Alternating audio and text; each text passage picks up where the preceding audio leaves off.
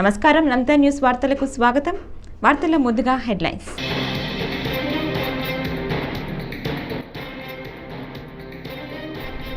జిల్లా ఎస్పీలతో హోంమంత్రి అనిత సమీక్ష.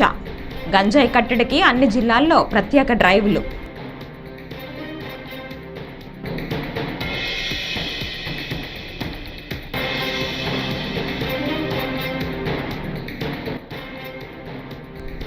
రెండో విడత పంట రుణాల మాఫీ నిధులు విడుదల. అసెంబ్లీ ప్రాంగణంలో నిధులు విడుదల చేసిన సీఎం రేవంత్ రెడ్డి.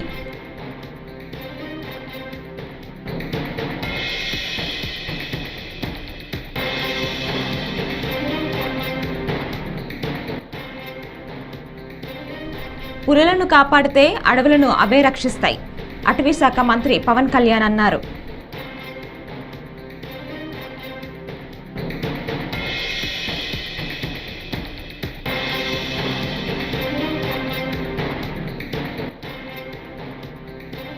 యూటర్న్ సీఎంగా చంద్రబాబు గిన్నిస్ బుక్ రికార్డు ఎక్కుతారని మాజీ మంత్రి అంబటి రాంబాబు ఎద్దేవా.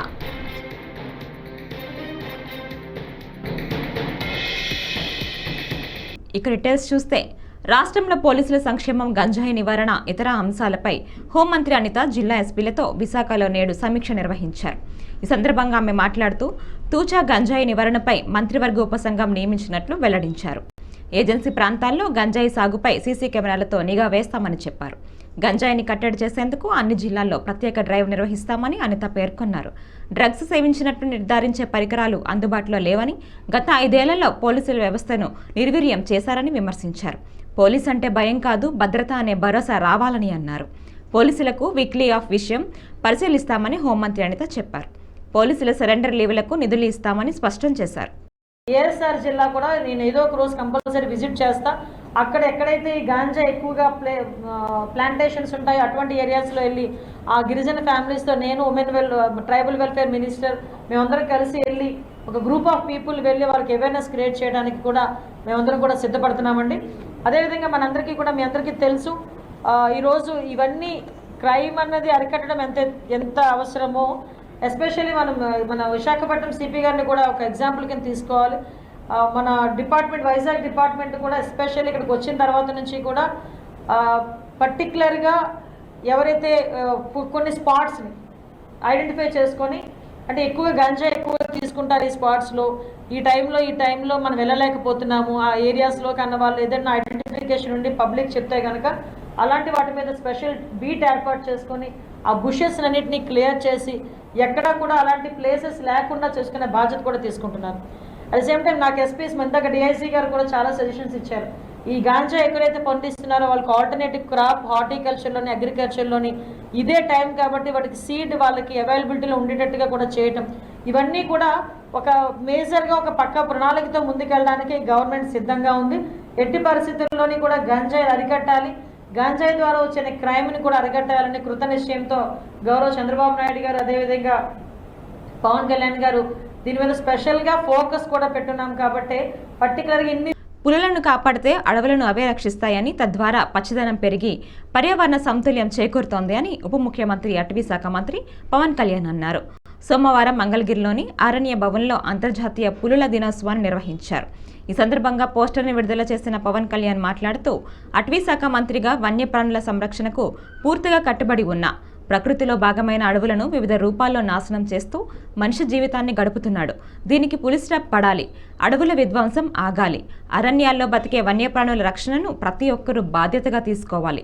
పులులను వేటాడినా, అక్రమంగా స్మగ్లింగ్ చేసినా కఠిన చర్యలు తీసుకుంటాం. మన్ కీ బాత్లో నల్లమలలో టైగర్ ట్రాక్స్గా చెంచుల గురించి ప్రధాని మోదీ ప్రస్తావించారు. My heartfelt namaskars to Principal Chief Conservator of Forest and Head of Forest Force Chiranjeev Chaudhary ji, and Special Chief Secretary Sri Anant Ramugar, Deputy Directors of Project Tiger and other officers of Forest Department. My heartfelt namaskars to you all. My special namaskars to Dr. Mr. Imran Siddiqui from Hyderabad Tiger Conservation Society, and to Sri B. Rajshekhar from World Wildlife Fund, and Sri Rakesh Kalwa, wildlife biologist, and to the rest of the people, individuals, eminent individuals who are present here, my Warm greetings to you all, my heartfelt namaskars to you all. It's a great opportunity to be on the International Tiger Day. I'm glad that I'm being a part of this. So straight away it went to my childhood memory. I was growing up in Ongole. I'm talking about Ongole town as of now, but it was, so one day I had seen a pangolin. Road మీద పిల్లలందరూ ఇచ్చే మొత్తం ఊరు ఆ colony జనం అంతా వచ్చి కొట్టి చంపేస్తాను. నేను అన్నాను ఈజ్ ఇట్ డేంజరస్ అని అడిగాను. అది ఏదైనా చేస్తేమని చంపేశాను. సో ఎవరు ఏం చేస్తున్నాం అంటే ఒకసారి ఏమనిపిస్తుంది నాకు, we are the villains in the society అనిపిస్తుంది. ఒకసారి in the name of develop. ఎగువ ప్రాంతాల్లో కురుస్తున్న భారీ వర్షాలతో శ్రీశైలం జలాశయానికి వరద నీరు పోటెత్తుతోంది. సోమవారం 3 గేట్లను 10 మీటర్ల మేర ఎత్తి నీటిని దిగువకు విడుదల చేసిన అధికారులు తాజాగా మరో 2 గేట్లను ఎత్తారు. దీంతో మొత్తం 5 గేట్ల ద్వారా నీరు దిగువన ఉన్న నాగార్జున సాగర్ వైపు ప్రవహిస్తోంది. మరోవైపు ఈ సుందర దృశ్యాన్ని వీక్షించేందుకు పెద్ద సంఖ్యలో సందర్శకులు వస్తున్నారు.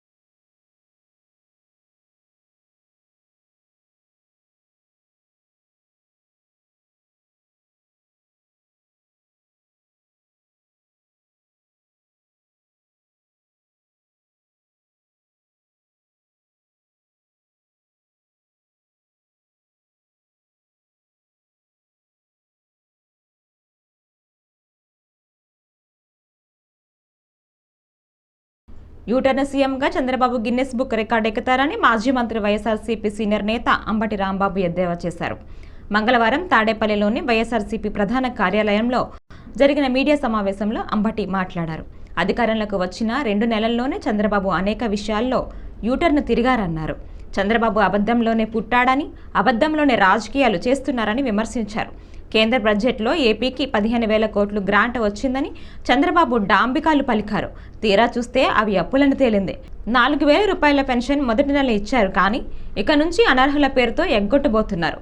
సూపర్ 6 తలుచుకుంటే భయమేస్తోందని అసెంబ్లీలో బాబు అన్నారు. 1, 2 కాదు, అనేకమైనటువంటి పచ్చి అసత్యాలను ఈ కొద్ది కాలంలోనే నారా చంద్రబాబు నాయుడు గారు చెప్పటం చూస్తే చాలామంది కొత్త వాళ్ళకి ఆశ్చర్యం వేస్తుంది. ఎందుకంటే మాలాంటి సీనియర్స్కి పెద్ద ఆశ్చర్యం కాదు. ఎందుకంటే ఆయన అబద్ధంలోనే పుడతాడు, అబద్ధంలోనే జీవిస్తాడు, అబద్ధంతోనే రాజ్యం ఏళ్తాడు అనేది ఒక సత్యం, నగ్న సత్యం. అది ఒక విధంగా చెప్పాలంటే అది గిన్నీస్ బుక్ రికార్డు కూడా ఎక్కదగినటువంటి అంశం అనేది నేను ఈ సందర్భంగా చెప్పదలుచుకున్నా. నిన్నటి వరకు అమరావతికి 15,000 కోట్ల రూపాయలు వచ్చిందని డాంబికాలు పలికారు. వారి పత్రికలు కూడా డాంబికాలు పలికాయి. మొన్న ఢిల్లీ వెళ్ళి మాకేమి ఇవ్వలేదనేటువంటి మాట మాట్లాడారు. 15,000 గ్రాంట్ అని చెప్పారు. మళ్ళా చూస్తేనేమో వివిధ సంస్థల ద్వారా అప్పు ఇప్పించడానికి కేంద్రం తన బడ్జెట్లో చెప్పింది. ఈయన అడిగింది కూడా అప్పే.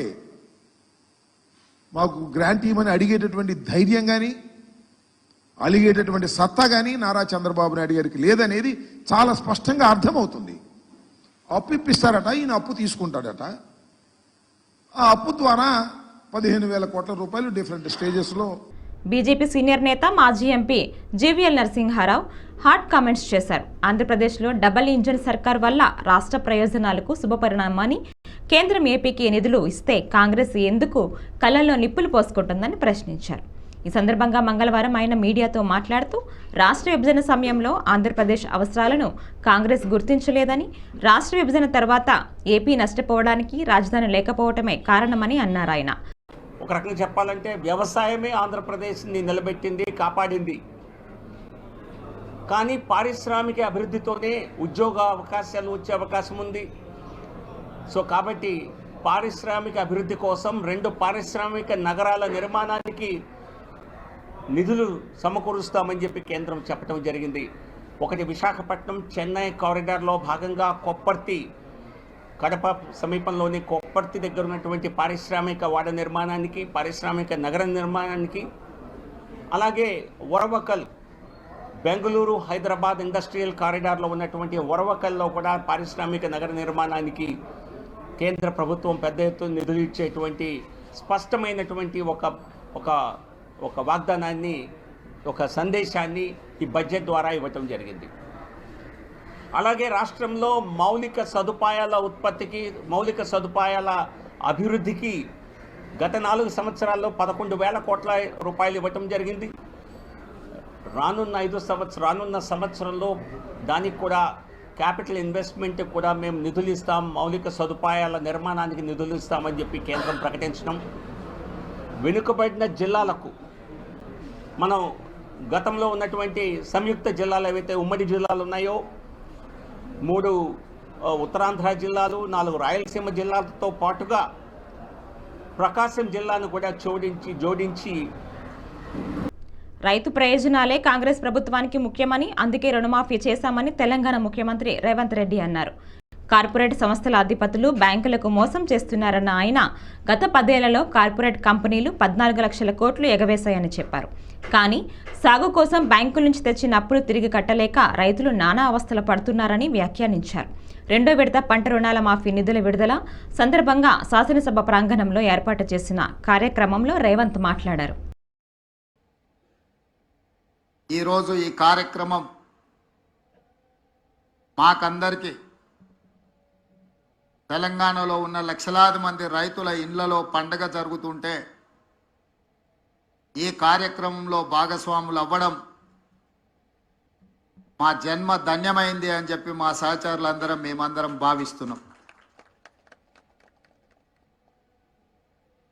ఈరోజు ఈ కార్యక్రమంలో పార్టీలకు అతీతంగా రైతుల యొక్క సంక్షేమాన్ని ఆకాంక్షించే శాసనసభ్యులు సిపిఐ నుంచి, భారతీయ జనతా పార్టీ నుంచి కూడా శాసనసభ్యులు ఇందులో పాల్గొని ఈ కార్యక్రమం పార్టీలకు అతీతంగా రాజకీయ ప్రయోజనం కాదు, రైతు ప్రయోజనమే ముఖ్యమని చెప్పి విజ్ఞత ప్రదర్శించి ఇందులో పాల్గొన్నందుకు వాళ్ళందరినీ కూడా మనస్ఫూర్తిగా నేను అభినందిస్తున్నా. ఈరోజు దేశంలో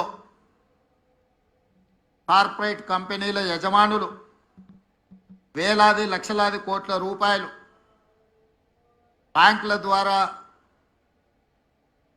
అప్పులు పొంది వ్యాపారాలలో నష్టం వచ్చిందని చెప్పి లేదా తప్పుడు లెక్కలు చూపించి లక్షలాది కోట్ల రూపాయలు బ్యాంకులకు ఎగవేసి ఈ దేశాన్ని వదిలి పారిపోతున్నారు.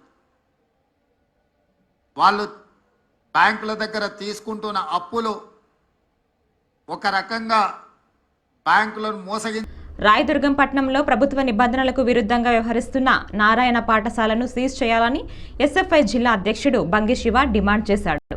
మంగళవారం షూ, బెల్ట్, టై దుస్తులను అమ్ముతుండటంతో విద్యార్థి సంఘం నాయకులు అడ్డుకున్నారు. ఉన్నతాధికారులు తక్షణమే స్పందించి కళాశాలపై చర్యలు తీసుకోవాలని ఎస్ఎఫ్ఐ జిల్లా అధ్యక్షుడు ఏఐఎస్ఎఫ్ జిల్లా సహాయ కార్యదర్శి శివ, అంజీ డిమాండ్ చేశారు. నారాయణ పాఠశాలను వెంటనే సీజ్ చేయాలి. నారాయణ పాఠశాలను వెంటనే సీజ్ చేయాలి.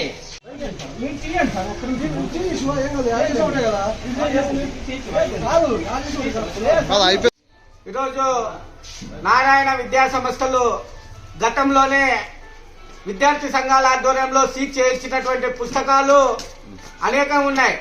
కానీ ఆ పుస్తకాలు కావచ్చు, ఇతర స్టేషనరీ కావచ్చు, మళ్ళీ యథేచ్ఛగా అమ్ముకోవడానికి ఈరోజు పక్కన కొత్తగా కట్టిస్తున్నటువంటి బిల్డింగ్ లో ఈరోజు టైలు, బెల్ట్లు, లాస్ట్కి పిల్లోలు వేసుకునేటువంటి, షూలో వేసుకునేటువంటి సాక్స్ కూడా అమ్ముకునేటువంటి పరిస్థితి, ఇంత దారుణమైనటువంటి పరిస్థితి నారాయణ విద్యా సంస్థలో ఉంది.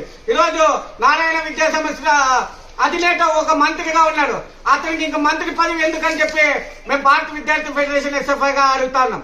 ఈరోజు ప్రభుత్వం చిత్తశుద్ధి ఉందా? ప్రభుత్వ పాఠశాలను బలహీనం చేస్తామని చెప్పి ఈరోజు బలహీనంగా కార్పొరేట్ పాఠశాలకి యథేచ్ఛగా అమ్ముకోవడానికి స్వేచ్ఛని ఇస్తున్నటువంటి తరుణంలో మనం చూస్తా ఉన్నాం. ఇక్కడ ఉన్నటువంటి ఎంఈఓ 1 కానీ 2 కానీ అర్ధగంట సేపు అయింది వచ్చి ఫోన్ చేస్తే వాళ్ళు ఇంతవరకు కూడా స్పందించినటువంటి దాఖలాలే లేవు. తక్షణమే జిల్లా విద్యాశాఖ అధికారులు నారాయణ పాఠశాల పైన కఠినమైన చర్యలు తీసుకొని సీజ్ చేయాలని చెప్పి భారత విద్యార్థి ఫెడరేషన్ ఎస్ఎఫ్ఐ అదేవిధంగా ఏఎస్ఎఫ్ గా మేము డిమాండ్ చేస్తున్నాం. ఏదైతే ఈ స్టేషనరీ మొత్తాన్ని ఈ రోజు కూడా ఎంఈఓ గారు వచ్చేంత వరకు కూడా మేము లేచే పరిస్థితి లేదు. తక్షణమే సీజ్ చేయాలని చెప్పి భారత విద్యార్థి ఫెడరేషన్ అదేవిధంగా ఏఎస్ఎఫ్ గా డిమాండ్ చేస్తున్నాం. రాయదుర్గం పట్టణంలో ఉన్నటువంటి నారాయణ విద్యా సంస్థ మానవ అక్రమ రవాణాకు అడ్డుకట్ట వేయాలని విముక్తి ఆర్గనైజేషన్ కార్యదర్శి పుష్పకుమారి ప్రభుత్వాన్ని కోరారు. మానవ అక్రమ రవాణా వ్యతిరేక దినోత్సవం సందర్భంగా విజయవాడలో ప్రెస్ క్లబ్లో మంగళవారం విలేకరుల సమావేశం ఏర్పాటు చేశారు. ఈ సందర్భంగా ఆమె మాట్లాడుతూ బాధిత మహిళ రెస్క్యూ అయిన తరువాత సచివాలయంలో అప్పచెప్పాలని, కానీ అలా జరగటం లేదన్నారు. మైనారిటీ తీరిన బాధిత మహిళలకు ప్రభుత్వం ఇచ్చే నష్టపరిహారం అందటం లేదని వాపోయారు. ఆడపిల్లలపై అగత్యాలు జరుగుతున్నాయి. అలాగే ఏహెచ్పి సర్వే మీద ఒక డిపార్ట్మెంట్ని ప్రభుత్వం నియమించింది.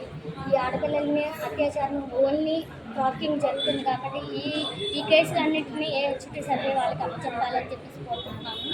ఈ అక్రమ రవాణా అరికట్టే మార్గాలు మాకు మీడియా కానీ పోలీసు వారు కానీ కోర్టుల వారు కానీ మాకు కొంచెం స్పందిస్తే మేము ట్రాకింగ్ అరికట్టాలని చెప్పేసి ప్రయత్నాలు చేస్తున్నాము. చిన్న చిన్న ప్రయత్నాలు చేస్తున్నాము. మాకు కొంత సపోర్ట్ కావాలని చెప్పేసి మేము మీడియా ద్వారా తెలియజేస్తున్నాము. అలాగే మా కమ్యూనిటీలో ఎవరికి అందరు సింగిల్గా ఉన్నారు, ఎవరికి హస్బెండ్స్ వాళ్ళ ఫ్యామిలీస్ అంతా వాళ్ళ కాళ్ళ మీద వాళ్ళ పిల్లలు ఆధారపడి ఉంటున్నారు, వాళ్ళకి విడో పెన్షన్ అనేది ఇచ్చేయాలని చెప్పేసి అని కోరుకుంటున్నాము. అట్లాగే ప్రభుత్వ సంక్షేమ పథకాలు, హౌసింగ్స్ కానీ, డ్వాక్రా సంఘాలు అని ఇప్పుడు ఒక కమ్యూనిటీ అనగానే సమాజంలో చిన్న చూపు వివక్షత అనేది చాలా ఎదుర్కొంటున్నాము. బ్యాంకుల వాళ్ళు కానీ చిన్న చిన్న రుణాలు ఎట్లాగో ప్రభుత్వం ఇస్తుంది, ఆ సదుపాయాలు కూడా అందుకోలేని నిస్సహాయ స్థితిలో ఉన్నారు చాలామంది. అటువంటి వాళ్ళకైనా సరే ఈ పునరావాస కేంద్రం ఒక పథకంగా, పునరావాస కేంద్రం అంటే ఓన్లీ ఒక రిస్క్ అవ్వగానే వెళ్ళి హోమ్లో పడేయటం అనేది కాదు. హోమ్లో సరైన కౌన్సిలింగ్ ఇవ్వాలి. ఆ సదుపాయాలు ఉండవు ఒకటి. ఆ తర్వాత ఆ రిస్క్ అయిన అమ్మాయి ఏ ఏరియాలో అయితే ఉంటుందో ఆ సచివాలయం, ఆ విఆర్ఓ కానీ కార్పొరేటర్ కానీ ఆమెకు అన్ని సదుపాయాలు ఉన్నాయా లేదా అని చెప్పేసి ఒక గైడెన్స్. కృష్ణా జిల్లా మోపిదేవి గ్రామంలో కొలువు తీరిన శ్రీవల్లి దేవసేన సమేత శ్రీ సుబ్రహ్మణ్యేశ్వర స్వామివారి ఆలయం శాకంబరి అలంకరణతో ముస్తాబైంది.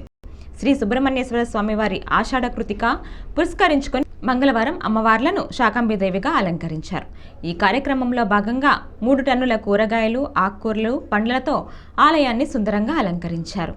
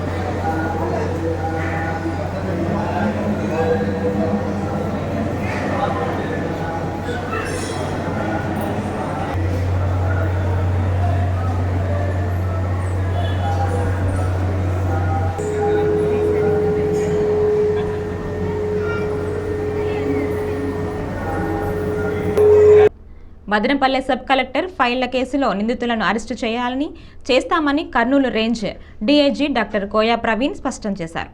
సోమవారం రాత్రి మదనపల్లి డీఎస్పీ ఆఫీసులో డీఐజీ మాట్లాడుతూ అనుమానితులను విచారించడమే గాని అదుపులో ఎవరూ లేరని చెప్పారు.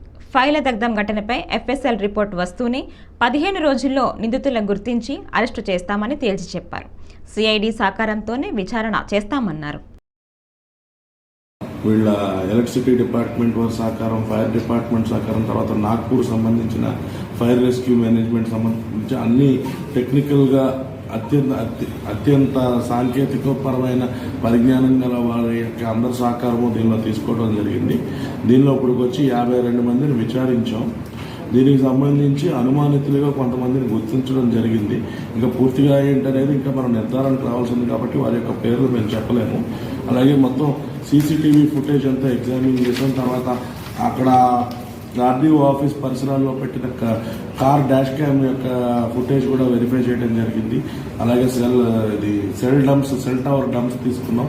2000 పైగా సిడిఆర్ తెప్పించి వాటిని మనం శోధించడం జరిగింది. అలాగే వాట్సాప్ సంబంధించి ఐపీడీఆర్ అనాలిసిస్ కూడా చేయడం జరిగింది. ఇవన్నీ చేసిన తర్వాత మొత్తం మనకి అక్కడ ఆఫీస్ పరిసరాల్లో 750 పైగా కాలిపోయిన యొక్క సగం ఖాళీ ఉన్న యొక్క దస్త్రాలు కూడా మేము సేకరించడం జరిగింది. ఈ మొత్తం అక్కడ ఈ వైరస్ కానీ, ఈ బూడిద కానీ, అక్కడ నూనె కానీ అన్ని శాంపుల్స్ తీసుకుని ఈ ఎఫ్ఎస్ఎల్కి టెస్ట్ రిజల్ట్స్ కోసం పంపించడం జరిగింది. అనుమానితుల తర్వాత మనకి ఇక్కడ ఉన్న లోకల్స్ ప్రజానికి ఇచ్చిన దాని ప్రకారం, ఇచ్చిన వివరాల ప్రకారం, అలాగే మీడియా సోదరులు కొంతమంది ఇచ్చిన సమాచారం ప్రకారం కొంతమంది అనుమానితుల యొక్క ఇళ్లలో సోదాలు కూడా చేసి కొన్ని సామాన్యులపై భారాలు వేస్తూ దేశ సంపదను కార్పొరేటర్లకు దోచిపెట్టే విధంగా రూపొందించిన కేంద్ర బడ్జెట్ 2024కు నిరసనగా మంగళవారం కాకినాడ మహాత్మా జ్యోతిరావు పూలే విగ్రహం సిపిఎం నగర్ కమిటీ ఆధ్వర్యంలో ఆందోళన చేపట్టారు. ఈ సందర్భంగా సిపిఎం జిల్లా కన్వీనర్ ఎం రాజశేఖర్ మాట్లాడుతూ కేంద్ర ప్రభుత్వం బడ్జెట్ కాకులను కొట్టి గెద్దలకు వేసే చందంగా ఉందని విమర్శించారు. గ్రామీణ ఉపాధి హామీ పథకానికి నిధులు పెంచాలన్నారు. కేంద్ర ప్రభుత్వం ప్రవేశపెట్టిన బడ్జెట్ని వ్యతిరేకిస్తూ ఈ నిరసన ధర్నా తెలియజేస్తున్నాం. బడ్జెట్లో బీహార్కి 50,000 కోట్ల రూపాయలు కేటాయింపు చేశారు. ఆంధ్ర రాష్ట్రానికి ఒక రాగి పైసా కూడా కేటాయింపు చేయలేదు. కేవలం 15,000 కోట్ల రూపాయలు అప్పు ఇచ్చారు. చంద్రబాబు నాయుడు గారు అంటారు కదా, నిధులు ఏ రూపంలో వచ్చినా మాకు ఉపయోగమే అంటాడు. నేను మిమ్మల్ని అడుగుతున్నాను, విలేకరులు, మీ యజమాని జీతం ఇస్తాడు కదా, మీకు జీతానికి బదులు అప్పు ఇస్తే అప్పు జీతము రెండు ఒకటేనా? మేధావి చంద్రబాబు నాయుడు గారికి అర్థం కావట్లేదా? ఆంధ్ర రాష్ట్రానికి అప్పు మాత్రమే ఇచ్చారు. ఇది చాలా అన్యాయం. ఎన్డీఏలో నితీష్ కుమార్ బీహార్ ఉన్నాడు, ఆంధ్ర ఉన్నారు. బీహార్ వాళ్ళు బెదిరించి మరీ 50,000 కోట్ల రూపాయలు తీసుకున్నారు. ఆంధ్రకి గుండు సుమ్మా పెట్టారు. ఆంధ్రప్రదేశ్కి ఇదివరకు నుంచి ఇవ్వాల్సినటువంటి పోలవరం ప్రాజెక్టుకి రాగి పైసా కేటాయించలేదు. విభజన చట్టానికి ప్రకారం ఇవ్వవలసినటువంటి గతంలో ఉన్నటువంటి హామీల్ని ఇప్పుడు కూడా డబ్బులు కేటాయింపు చేయలేదు. పైపిచ్చాడంటే విశాఖ ఉక్కుకి ఈసారి అదనంగా 93 కోట్ల రూపాయలు తగ్గించారు. విశాఖలో ఉన్నటువంటి కేంద్ర పోర్టు ట్రస్ట్కి 125 కోట్లు తగ్గించారు. ఒక ముక్కలో చెప్పాలంటే అనపర్తి నియోజకవర్గం జలభద్రపురంలో ఆగస్టు 1న మూలారెడ్డి ద్వితీయ వర్ధంతి సందర్భంగా 14 రకాల వైద్య శిబిరాలను ఏర్పాటు చేస్తున్నట్లు ఎమ్మెల్యే నల్లమిల్లి రామకృష్ణారెడ్డి తెలిపారు. మంగళవారం స్థానిక ప్రభుత్వ ఆసుపత్రి వద్ద రామకృష్ణారెడ్డి విలేకరులతో మాట్లాడారు. వైద్యాధికారులు తద్వారా గ్రామాల్లో బాధితులను బస్సులు ఏర్పాటు చేసి శిబిరాలకు తరలిస్తారన్నారు. రోగులకు భోజన ఏర్పాట్లు చేస్తున్నట్లు ఆయన పేర్కొన్నారు. మాజీ శాసనసభ్యులు మా తండ్రి గారు నల్లమిల్లి మూలారెడ్డి గారి ద్వితీయ వర్ధంతి సందర్భంగా మెగా మెడికల్ క్యాంప్ని అనపర్తి నియోజకవర్గంలో ఏర్పాటు చేయడం జరిగింది. బలభద్రపురం ఎంఎస్ఆర్ ఫంక్షన్ హాల్లో ఉదయం 9 గంటల 1వ తారీఖు ఉదయం 9 గంటల నుంచి సాయంత్రం వరకు 14 రకాల వైద్య సేవలు అందించడం కోసం ESL medical college, Kakinada trust ఆసుపత్రి, స్థానిక ఐఎంఏ సహకారంతో ఈ మెడికల్ క్యాంప్ను ఏర్పాటు చేయడం జరిగింది. ముఖ్యంగా రోగులందరూ ఉచిత వైద్య సేవలు అందించడంతో పాటు ఉచితంగా మందులు పంపిణీ కార్యక్రమం మరి డ్రగ్ అసోసియేషన్ రాజమండ్రి వారి ఆధ్వర్యంలో చేయడం జరుగుతూ ఉంది. అదేవిధంగా రక్తదాన శిబిరం కూడా ఏర్పాటు చేయడం జరిగింది. Rotary club, Sanjeevini blood bank ఆధ్వర్యంలో రక్తదాన శిబిరం రోగులందరికీ ఉచితంగా మందులు పంపిణీ చేయడంతో పాటు 4 మండలాల నుంచి ఉచిత బస్సు సౌకర్యం కూడా ఏర్పాటు చేయడం జరిగింది. అదేవిధంగా మధ్యాహ్నం రోగులందరికీ కూడా భోజనం ఏర్పాటు చేయడం జరిగింది. గత సంవత్సరం కూడా పలమూరు శ్రీదేవి ఫంక్షన్ హాల్లో ఇదే కార్యక్రమాన్ని చేయడం, ఆ రోజు దాదాపుగా 800 మంది పేషెంట్లు ఆ రోజు వైద్య సేవలు ఉపయోగించుకున్నారు. ఇంకా అంతకన్నా పెద్ద ఎత్తున వైద్య సేవలు అందించాలి. అదేవిధంగా జిఎస్ఎల్ మెడికల్ కాలేజ్ ఒక 4 రోజుల పాటు డెంటల్ క్యాంప్ కూడా ఇక్కడ నిర్వహించబోతా ఉన్నాం. ఇవన్నిటికీ గజపతి నగరంలో పైడితెల్లమ్మ వారాల పండుగ వైభవంగా జరిగింది. మంగళవారం తెల్లవారుజాము నుంచి భక్తులు పైడితెల్లమ్మ ఆలయానికి చేరుకుని చీరలు, పసుపు, కుంకుమలు చెల్లించుకుని మొక్కులు తీర్చుకున్నారు. అనంతరం భక్తులకు ప్రసాద వితరణ గావించారు.